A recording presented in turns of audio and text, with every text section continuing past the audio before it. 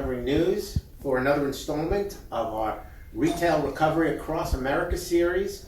And it's my pleasure to be at one of the largest retailers in the country, Atlanta Flooring and Design. And I'm with Donnie Phillips, owner, former president of WFCA, Nick Burdett, general manager, and very happy to be here in Suwanee, Georgia. Donnie, why don't you tell us a little about the country? Well, first of all, Steve, thanks for being here. We appreciate you taking time to get on the road. We understand you're making a series about dealers. Thank you for including us. And we also applaud you for looking around in the country and finding dealers who are going to respect this virus we have, but still attempt to find ways to do business in a safe manner and promote full recovery. So we appreciate you being here. First, why don't you tell me a little bit about Atlanta? We started 7 miles down the road. We have grown from 1,000 square feet to 11 locations today in 5 states. We also are honored to do business in retail, builder, commercial, carpet cleaning, and the outlet business. So we try to service several segments of the industry, and we've done that by design because we do understand that when one segment's up, another one may not be. So our go-to-market philosophy has always been try to be good at those segments we're in and cover our bases in case there is some ups and downs in the economy. Yes, that's how you become a top 10 retailer.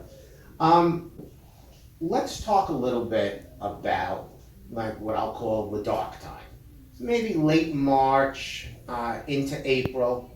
Tell me about business here, when the country kind of went into pause. Sure. And it was a very concerning time, and we went into pause in certain aspects. Again, our multi-segments really helped us. Retail and anything occupied to do with retail, along with occupied commercial and warranty and repair and builders, just stopped overnight. It was very concerning because it stopped that quick. And one of the most difficult decisions I've ever made in our 35-year history is that we, at that end of March, did do some temporary furloughs. I'm not happy to say that because I've never laid anyone off or furloughed anyone in 35 years. But it stopped so suddenly we had to do that.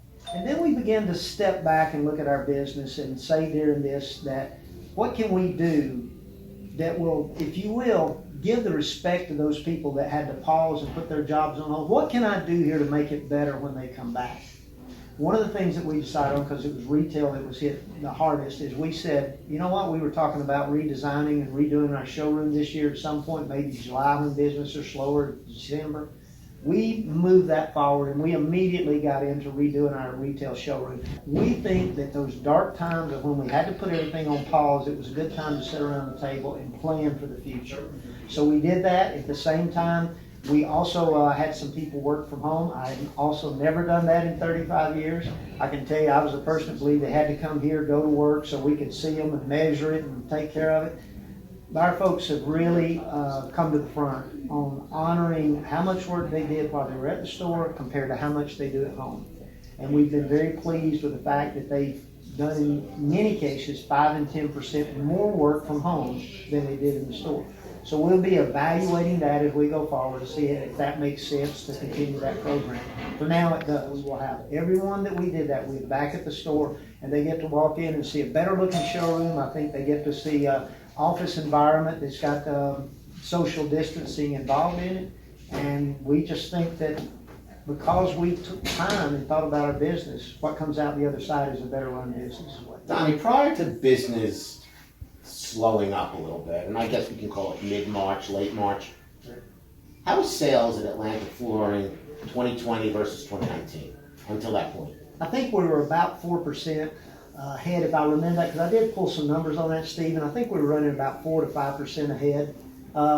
Okay, nothing great, but we've been blessed to experience some incredible growth over the last 10 to 12 years. So we were happy with that, and everything was going good. So it's pulled up a little bit. You're in multiple states, but let's just talk about Georgia for the time being. Reopened, around May 1st? How's traffic been? Retail, surprisingly, people came in almost immediately. Now, we're not saying 5 or 10, but 1 or 2 here and 1 or 2 there, people came in. It seems like at the time in their home and being cooped up, they're ready to look for projects to do at home. So the ones that came in were serious. And when they came in, if they're getting out in this environment, we knew they were serious. So we wanted to make sure that we had a high closing ratio.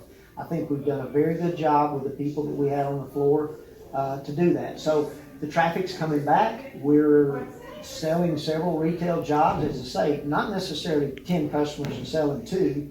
We're getting 4 customers and selling 3 out of 4, and we love that. We're hearing that these customers that are coming out now, they're not shopping at 4 or 5 stores. They're going to shop 1, maybe 2. Agree? Yeah, I think everybody's really ready to do their projects, and either the full line retail customers that come in, that's been great.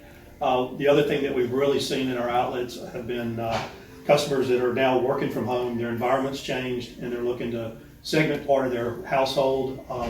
Our carpet tile business, we've been selling lots of carpet tile that really before was something that was not something we saw. Home office. So people are coming in, and I'm setting up a small home office in the basement, or I'm wanting to try to separate an area, or I'm just trying to fix up something that I can do myself because I'm a little still hesitant on somebody coming into my house. So we're looking at that segment to try to drive some business moving forward. Nick, what are you doing differently to get customers to come into this store?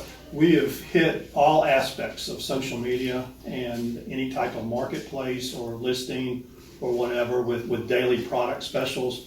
One of the things that we're seeing are people as they're sitting around, everybody's on their phone, everybody's looking at the internet, everybody's looking for something to do. And one of the things we've really tried to stress with all of our sales team here is typically flooring is not something that somebody goes to kill time to look at. So when they come through that door, they're serious about purchasing flooring. So let's find what they need, let's ask the right questions, let's follow up on it, and let's do what we can. And Steve, to what you said, they're not shopping 4 or 5 stores. So, you know, if we can solve what their need is, then we've got a great opportunity to close that sale and to move on. So we're looking at trying to completely close that loop, both retail from a full service retail side, as well as a cash and carry. You talked about marketing on social media. What did you do differently, unique, that maybe somebody in, I don't know, Eugene, Oregon can do that maybe they never thought of doing? Well, I will tell you, and I know you'll be in our store in Chattanooga tomorrow. They went through a remodeling process, and they sort of documented their remodeling process on video and posted those videos online. And we have one young lady up there who's kind of got a following now because they're waiting for her to post. And we saw immediate return on that. Actually, the first couple of videos they made, the following weekend, we had customers coming in asking specifically about the products that they had made the videos on and move forward. So that's something that we really encourage the sales team to do, is to think outside the box and really try what you want to do. And they're not professional in any manner. It's very similar. It's a iPhone and posting online and following through with good conversation to the customers. Nick, I'm of the belief that people are going to be spending more time at home. They're not going to be taking vacations this year. That bodes well for home improvement. I think there's pent-up demand. Absolutely. We've really tried to beef up our inventories to be able to service. We've used our outlets in the past as really a lot of material that we generate as a way out, but we're looking for buys. A lot of the suppliers have come to us with opportunities, extended terms, special pricing, new products, and we've tried to team with them to bring product on the floor. So we've got those odd lots at some incredible prices, and we've got some great values on running line products as well. You mentioned the manufacturers. There are a few manufacturers that have really stepped up their game for you guys right now. I think both Mohawk, Shaw, Engineered Floors, they've done a tremendous job. Terms, pricing terms, helping out with the showroom renovation. We've got a lot of the local distributors have come through. Southern Wholesale here in Atlanta has done a tremendous job to support us and walk through. Guilford Johnson has done a good job with us on helping us look at product and helping them move out some distressed inventory that they've got. So we're looking at all the venues and avenues we can to try to pull things through. What about day-to-day, prior to this? Give me some of the suppliers that have really been great partners to Atlanta Flooring over, say, the last, year or two. Well, Steve, I'll tell you, we feel pretty blessed in that whole area. One, we've worked for it, and I'm not gonna say we've totally earned it, but I think we've put ourselves out there. We've done a good job of those 35 years of paying our bills, trying to keep our politics correct, and respect when jobs are specified commercially, respect when material is specified builder-wise.